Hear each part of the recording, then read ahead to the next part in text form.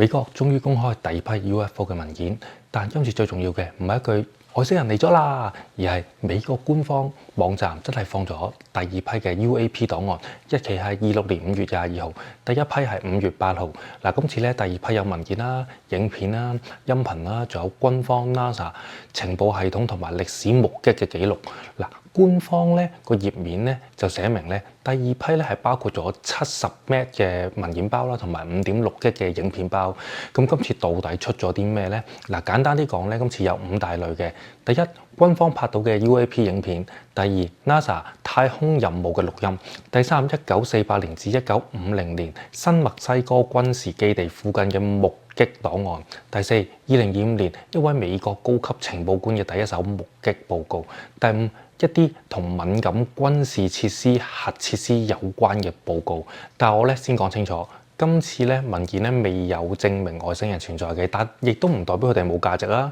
因為未證明係外星人同冇事發生係兩件完全唔同嘅事嚟㗎嘛。而今次美國真正承認嘅係佢哋手上確實有一批長期未能完全解釋嘅 UAP 資料。嗱，呢個先係重點。嗱，先講一件事先，點解而家唔叫做 UFO 叫做 UAP 咧？嗱，UFO 咧大家都熟啦，即係不明飛行物體啊嘛。但係美國官方近年多數用 UAP， 即係不明異常現象。嗱，呢個字咧個範圍係闊好多嘅，因為咧有啲現象咧未必係一架飛行物，有啲可能係一啲空中嘅光點啊，或者係水面附近嘅異常啊，又或者係紅外線鏡頭、雷達、軍事感測器入面出現一啲怪嘅信號，所以咧 UAP 咧唔一定係飛碟，亦都唔係話不明飛行物體啊，唔係飛行嘅 ，OK， 更加唔會係外星船之類啊。但係佢代表咗一件事，有一啲嘢咧係俾人記錄咗嘅，但係當時咧係咪完整解釋到嘅？嗱，今次第二批文件咧就係放咗一個叫做總統級 UAP 遭遇事件解封及報告官方系統入面，即係總統指示下用嚟解封同埋公開 UAP 遭遇資料嘅系統。官方講明呢個行動咧涉及咗咧好多政府嘅部門，資料咧橫跨咗幾十年，有啲咧仲要係紙本檔案，所以咧會分批公開。講到呢度你就明白點解今次唔係普通新聞，因為美國唔係淨係放咗一條片，佢係打開咗個官方檔案櫃，一批一批咁公開俾大家睇。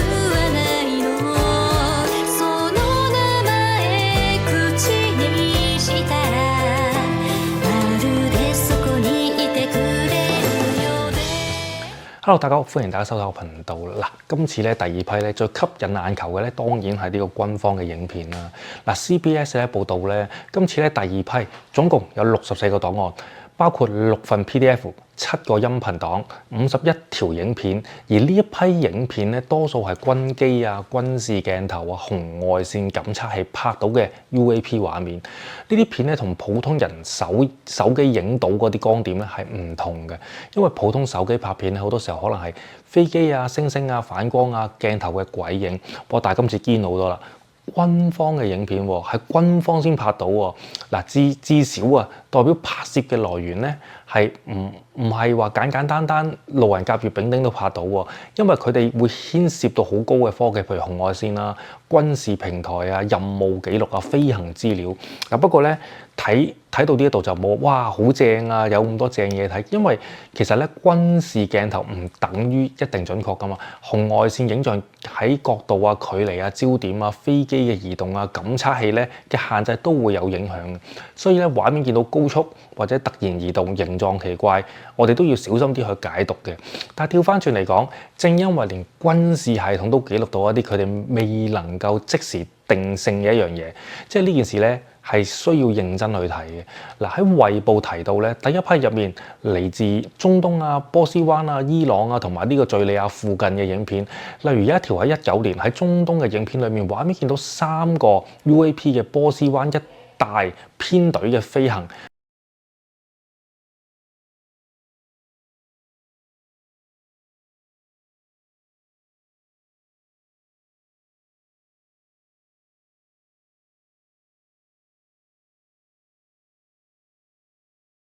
另一條就喺22年伊朗附近嘅影片，就見到4個不明物體飛過水面嘅船隻。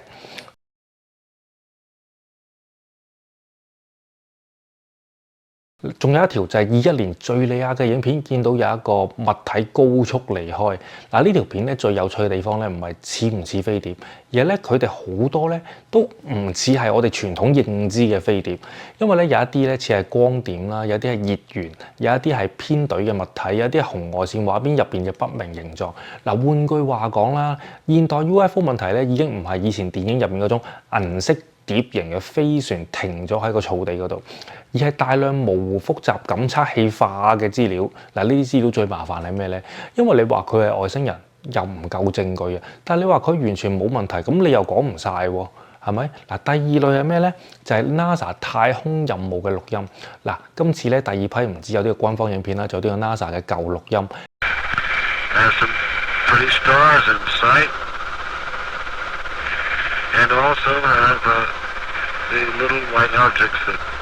喺衛報咧就提到第二批咧就包括咗 NASA 太空任務裏面宇航員描述見到奇怪嘅光點、小白色物體、窗外閃光之類嘅記錄。嗱，好似一個宇航員啦嚇，喺任務期間咧就曾經講話見到一個好似太空艙本身飄出嚟嘅白色小物體。嗱，呢一類資料咧就好容易俾人剪成個標題，就係 NASA 宇航員親眼見到 UFO， 但係唔係嘅，其實唔係，因為其實 UAP 嘅意思真係未解讀到㗎嘛，所以咧就係即係見到啲白色嘅光點啊，諸如此類嘅嘢，就唔可以話我哋見到 UFO 或者外星人嘅，因為太空入面其實係好多可能性㗎嘛，因為冰粒啊、碎片啊、陽光反射啊、窗戶反光啊、太空艙外部嘅物質脫落啊，甚至乎係嗰個宇航員啦嘅極端環境下見到嘅光學現象，所以 NASA 個錄音咧唔可以直接就等於外星人嘅證據。連美國知名天體物理學家泰森咧都批評將 NASA 嘅舊資料同埋5個大樓嘅 UAP 文件放埋一齊，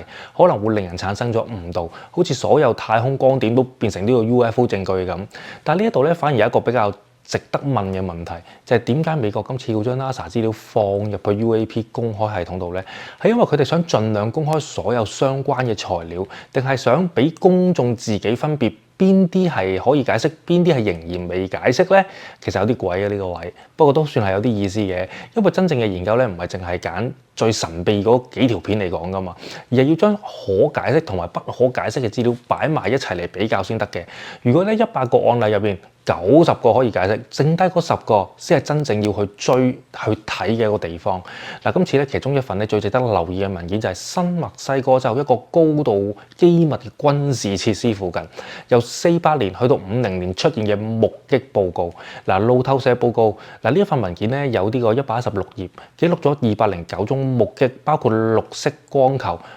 圓盤型物體同埋呢個火球。嗱，呢個地點同埋年代咧其實係有啲敏感嘅，我哋追翻個歷史睇下，喺1948年至1950年係2戰之後冷戰嘅初期，美國同埋蘇聯開始鬥軍備、鬥情報、鬥科技。天空上面咧有任何奇怪嘅光點，其實都可以引起呢個軍方高度嘅緊張嘅，因為咧嗰啲嘢未必係外星人嚟嘅，大佬，可能係嗰啲敵方嘅偵測啊，可能係秘密武器嘅測試，可能係氣象現象，可能係火箭、氣球、飛機、軍事實驗，甚至可能係美國自己嘅機密嘅項目都可以嘅。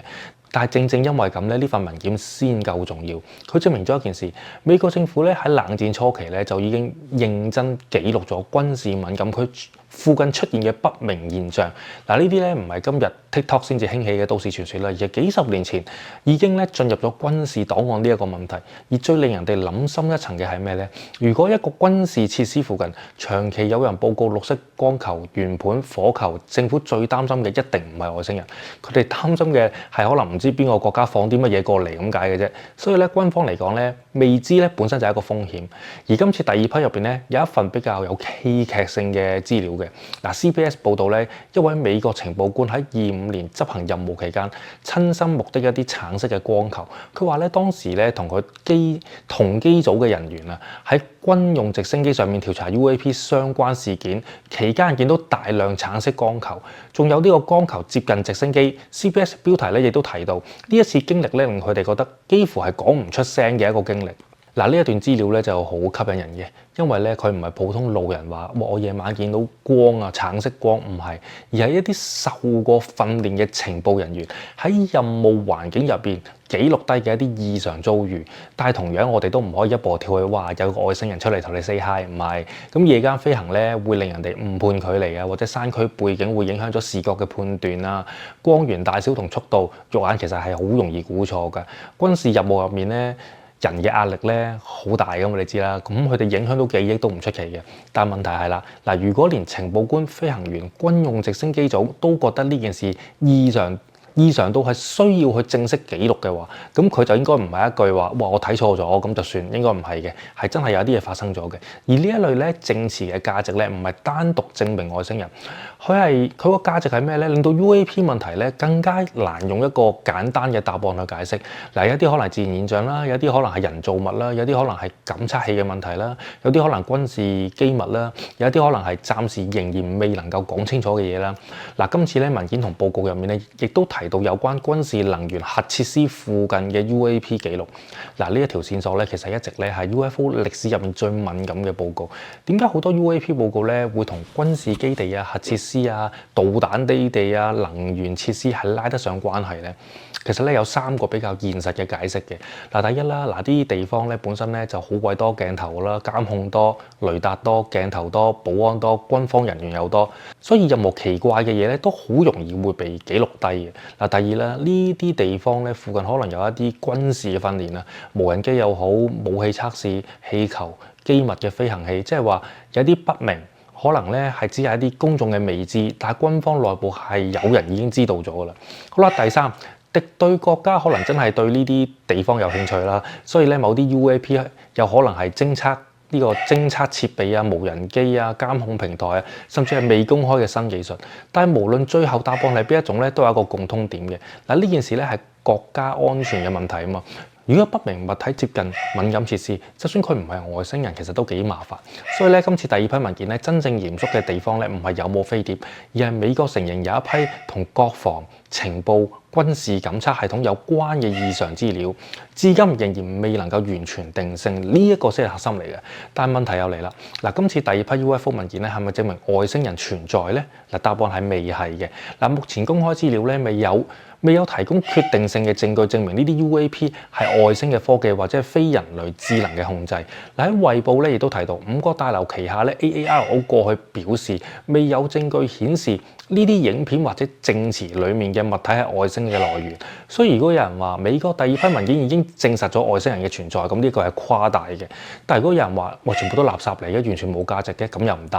咁我個人咧就覺得美國公開咗第二批 UAP 資料咧，入邊包括咗軍方影片、NASA 錄音、歷史檔案、情報官嘅證詞同埋一啲敏感設施嘅相關報告啦。嗱，呢批資料咧未必能夠可以證明外星人係存在，但係絕對證明到美國政府長期保存咗、研究咗同埋開始公開一批未解決嘅 UAP 檔案。嗱，咁點解美國而家先走嚟公開咧？嗱，官方嘅講法咧就因為總統特朗普咧喺呢個26年2月19號嘅指示，要相關部門開始尋找、審查、解密同埋公開一啲同UAP 啊、UFO 啊、外星生命相關嘅政府報告啦嚇。嗱，總統級嘅 UAP 遭遇事件解封及報告系統官方頁面就寫到明 ，Department of War 同埋 ODNI 會一齊處理，同埋以分批嘅方式公開資料。但係我哋咧可以再諗深一層。嗱，第一啦，公眾壓力就越嚟越大啦。UFO 以前咧係邊緣話題嚟噶嘛，但係近年咧美國國會聽證會咧軍方飛行員嘅證詞啦、AARO 嘅報告啦，已經令到 UAP 成為咗主流政治同埋國防嘅議題。嗱，第二啦，國家安全係需要噶嘛。如果咧天空上面真係有不明物體，而軍方又唔知係乜嘢嚟嘅，呢啲問題本身就係一定要處理㗎啦，係咪先？唔需要等到外星人㗎，就算係敵方嘅無人機都已經夠嚴重啦。好啦，第三，政府信任問題。嗱，UFO 咧題材咧幾廿年咧都同呢個陰謀論啊、掩蓋啊、秘密實驗啊拉埋咗一齊㗎嘛。公開文件咧某程度上係話俾公眾聽，你哋咧唔使估啦，嗱，資料咧我放晒出嚟啦，你哋自己睇啦。但係有趣嘅係咩咧？公開資料未必可以令到個疑問減少，有陣時反而令到個疑問更加多。因為當你見到一條好模糊嘅片，正常就會問：喂，點解咁模糊嘅？喂，冇完整嘅數據嘅，點解有啲地方被遮住咗嘅？同埋點解淨係公開呢啲嘅，唔公開其他嘅？一次過咪好咯？點解要分批啊？所以咧，其實 UFO 文件公開咧就好似打開咗個黑房咁。你以為開燈之後咧會睇清楚，點知開咗燈之後先發現房入邊原來有幾道門喺度，都睇唔清。嗱，我覺得咧今次第二批文件咧，大家最應該記住咧係記住3句説話。第一句就係未解釋唔等於外星人啊！嗱，呢句真係要記住，因為未知咧唔係答案嚟嘅，只係問題嚟嘅啫。好啦，第二句未證明係外星人，亦唔等於冇事發生，因為文件啊、影片啊、錄音啊、證詞啊真實存在噶嘛。問題係我哋點樣去解讀啫嘛，而唔係唔可以當佢唔存在噶嘛。好啦，第三句 UAP 問題最重要嘅地方，可能唔係外星人，而係人類對天空仍然有盲點。嗱，我哋有雷達、衛星，係咪啊？Elon Musk射咗咁多個衛星上去，係咪？又有紅外線、軍機情報系統、人工智能分析，係咪 AI？去到今日啦，仍然有一啲空中現象、資料不足、角度不明、來源不清嘅無法定性。嗱，呢種不確定咧，先係令人哋最不安嘅地方。所以咧，今次第二批 UFO 文件到底代表咗啲乜咧？嗱，我會咁講啦，佢唔係終極嘅真相，佢係一道門罅。以前咧，呢啲資料咧收喺政府檔案櫃入邊嘅，普通人睇唔到啦，媒體只能夠爆料，研究者咧就只能夠去估嘅啫。嗱，而家咧美國官方開始將資料一批一批咁放出嚟，你會見到咧有啲可能係氣球啊、冰粒啊、光學錯覺啊、軍事機密、外國偵測。但係亦都有一部分去到今日仍然係冇一個好乾淨利落嘅答案嘅，而真正值得追查嘅就係呢一部分啦。因為人類最驚嘅唔一定係外星人，人類最驚嘅係以為自己已經掌握咗個天空，點知個天空原來仲有咁大個部分係我哋唔知道嘅。今次咧美國公開第二批 UFO 文件咧，最重要嘅信息唔係外星人已經被證實，而係 UAP 已經唔再係純粹都市傳說，而係正式進入政府公開檔案、軍事分析、情報審查同公眾討論。好啦，咁問題嚟啦，嗱，美國今次咧係真心逐步公開真相啦，定係即係